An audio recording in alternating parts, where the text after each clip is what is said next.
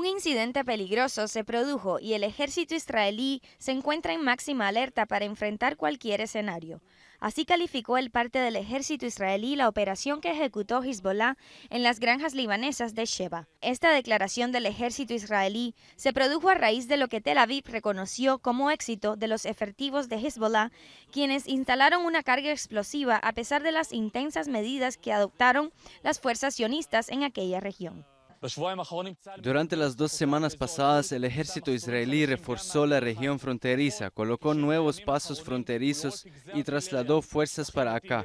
Asimismo, dispararon fuego de artillería en las zonas más embarazosas de las granjas de Sheba, con vistas a impedir la posibilidad de que se aprovechara la neblina para instalar las cargas, pero vimos que hubo quien logró llegar con éxito y sembró las cargas explosivas.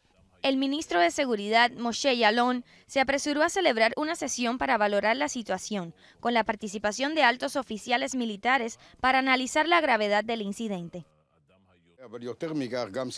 El ministro de Seguridad, Moshe Yaalon, celebró una sesión para valorar la situación que contó con la presencia del jefe del Estado Mayor, Eisenkot, y de altos oficiales de órganos del Estado Mayor, y les hizo comprender que este incidente no necesariamente iba dirigido contra ellos, y aseguró que todas las medidas de precaución a lo largo de la frontera norteña se mantendrían.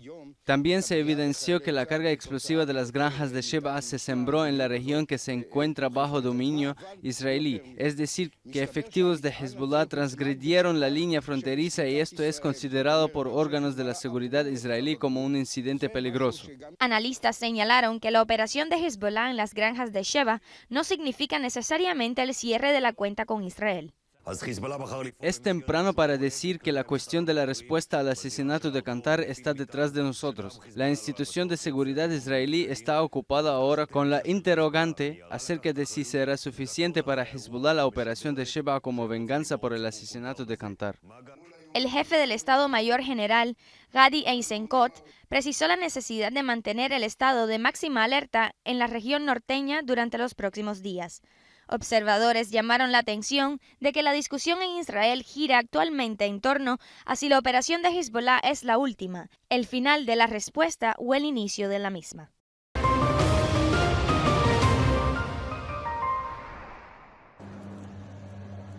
Por 2 días consecutivos, el grupo terrorista Daesh atacó el puerto petrolero de Sidra, acción que provocó la quema de un tanque con miles de barriles de petróleo. El ataque con misiles se produjo después del doble ataque lanzado por Daesh contra los puertos de Sidra y de Ras Lanuf, considerados los más grandes para exportar el petróleo del país. Después del enfrentamiento a los terroristas, los guardias de las instalaciones petroleras rechazaron el segundo ataque de Daesh en Ras Lanuf. Esta acción causó un enorme incendio luego de la perforación de otro tanque que contenía 420.000 barriles de petróleo.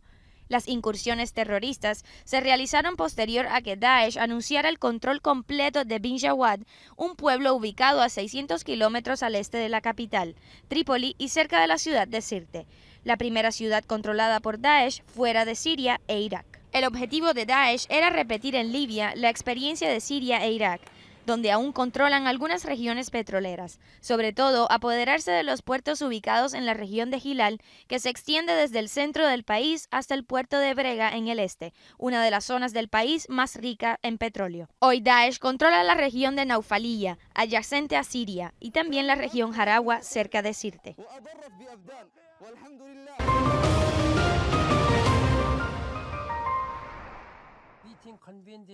En resumen, las reacciones internacionales y árabes en cuanto a la crisis actual entre Arabia Saudita e Irán, motivada por la ejecución del Sheikh Nemer Baker al-Nemer y el corte por parte de Riad de sus relaciones diplomáticas con Teherán, muestran que los líderes del reino no obtuvieron de su escalada lo que habían ambicionado, como el aislamiento diplomático y la condena internacional y árabe a Irán. Los comprometidos con la postura saudita no superaron los dos países, Bahrein, cuya supervivencia depende en su totalidad de Riad, y Sudán, que aspira a obtener un respaldo económico que la rescate de su situación actual.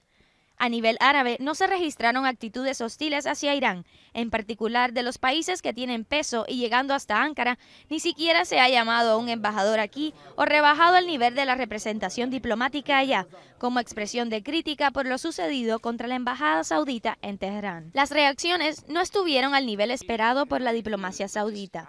Más bien lo que hubo fueron críticas de tono elevado a la conducta de Riad en cuanto al tema de los derechos humanos y las libertades, procedentes hasta de sus aliados más cercanos como Washington, Londres y otros. Después de culminado el acuerdo nuclear y la liberación de la carga del cerco y la presión, Irán es visitada por delegaciones diplomáticas, comerciales y militares occidentales, islámicas y árabes. Tal como lo expresan analistas occidentales que observan la crisis, este es un tema que ya no es posible explotarlo para convencer al mundo de estar en su contra. Esto lo comprueba la cantidad de ofertas occidentales para mediar entre las dos capitales con el fin de calmar los ánimos. Ello hizo que Arabia Saudita perdiera la oportunidad de elevar la tensión con Irán para convertirla en tensión con la comunidad internacional. Tal vez sea demasiado pronto para decir que Arabia Saudita agotó su propósito en cuanto a la crisis con Teherán. Observadores señalan la importancia de estar vigilantes de la naturaleza del siguiente paso que tomará la dirigencia del reino, que los acostumbró a poner en marcha una aventura tras otra.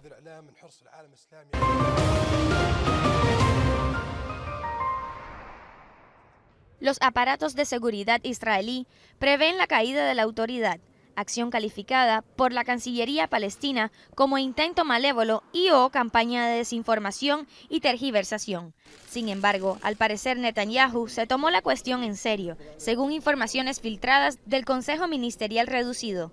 En un intento por mejorar las condiciones de vida para que cese la oposición a la ocupación, Israel exige a la autoridad que se entronice una cultura de paz mediante el reconocimiento a un Estado nacional del pueblo judío, mientras rechaza reconocer los derechos palestinos. Estamos aquí desde hace 4000 años y aquí seguiremos por siempre, declaró Netanyahu sobre el Haram al-Ibrahimi.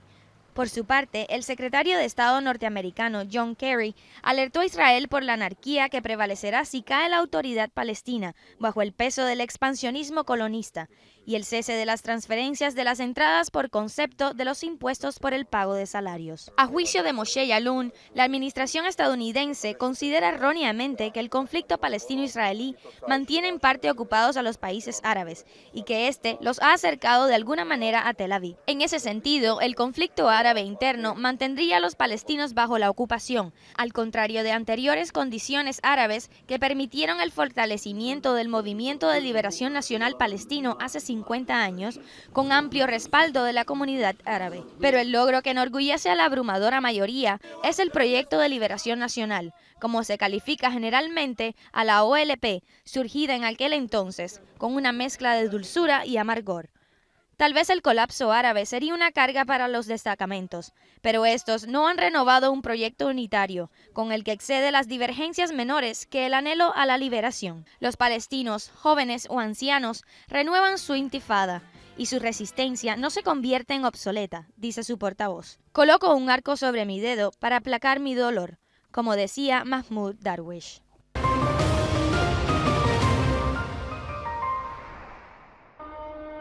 La vida en las aldeas libanesas fronterizas con Palestina ocupada se desenvuelve con normalidad.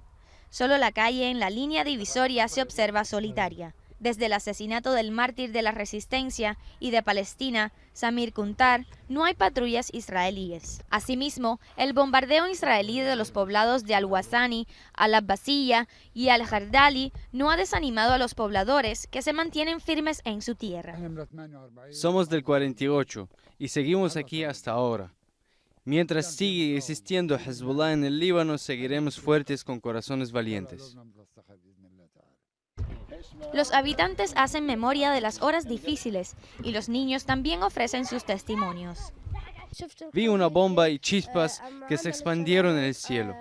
Diputados y oficiales de seguridad visitaron la zona fronteriza y comentaron sobre los recientes acontecimientos. Nuestro pueblo le dice al enemigo, no importa cuántas veces intentes atacar con todos tipos de agresiones, con bombas balísticas y prohibidas, nosotros seguiremos luchando y esforzando más aún. En el poblado fronterizo de Al-Abbasiyya, desplazados sirios insisten, por su lado, en enviar un saludo a la resistencia. Saludos y esperanzas para Sayyid Hassan Nasrallah y Hezbollah, que enfrenta al enemigo sionista, y nosotros resistimos. De este lado de la frontera, en la línea azul, la atmósfera se percibe tranquila en medio de una ausencia total de los soldados israelíes.